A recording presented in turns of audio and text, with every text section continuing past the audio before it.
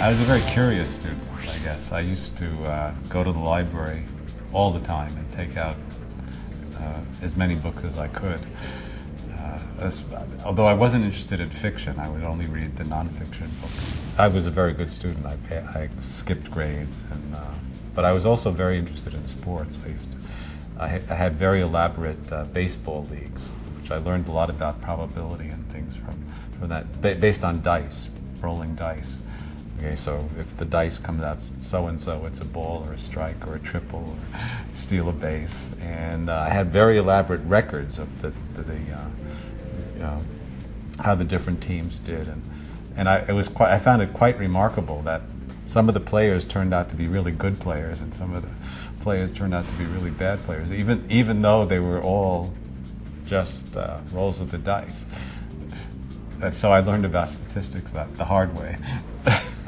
Then when I finally went to graduate school, started graduate school in mathematics at Princeton. But I still had this problem that I didn't know exactly what I wanted to do, but I was pretty sure it wasn't pure mathematics. I wanted to use it to understand the world. But fortunately at Princeton, the mathematics building is right next to and connected to the physics building, so it was very natural to sort of wander over. And when I wandered over, I found that very exciting things were happening in physics, things that really caught my imagination.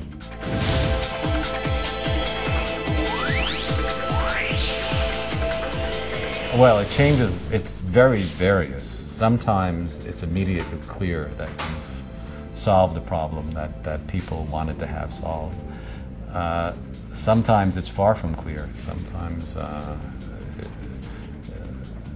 it can be a real struggle. You think you have an insight, but then when you try to actually capture it into equations, it doesn't want to emerge. It's not there. Try something different and try another thing that's different. And eventually the solution may be quite different from what you started with. I've had both kinds of experiences. And I've also had the experience that several times, actually, in the sense of living through it again now, that work I did just for fun has turned out to be potentially much richer than anything I imagined, and potentially important for applications that are quite different from what I had in mind originally. I got interested in some curiosities about what happens when particles move around cosmic strings, and that turned out to describe things inside solids when particles move around magnetic fields. And now the odd behavior that turned up may turn out is one approach to getting quantum computers.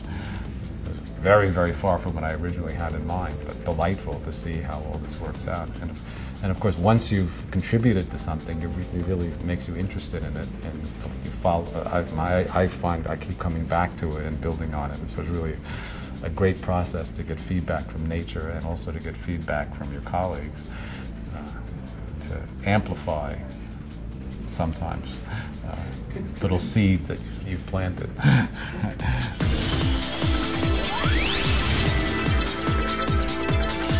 I think the process that's happening, or will be happening throughout the 21st century, is that we'll be exploiting the profound insights that people started gathering in the across the 20th century, but especially with the emergence of modern quantum mechanics starting in the 1920s, which opened up really whole new worlds of phenomena that I think are only beginning to be properly understood and exploited.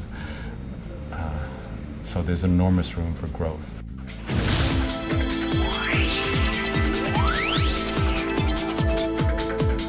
Well, I really do think it's a great time to become a scientist. There's so much happening.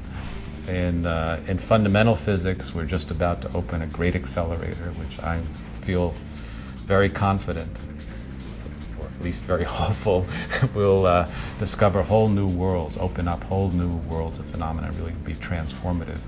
In the past decade, we've had a kind of transformation of cosmology, where it's become from a kind of rough speculative science become something that's very precise.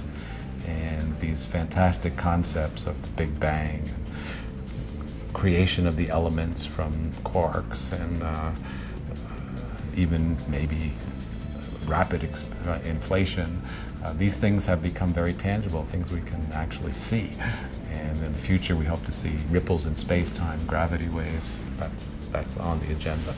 The technology is becoming so powerful, and our knowledge is becoming so powerful that we can ask more and more advanced, more and more profound, more and more ambitious questions. My advice based on that, but also based on my personal experience of what is fun and what turns out to be important, is to look at a lot of things.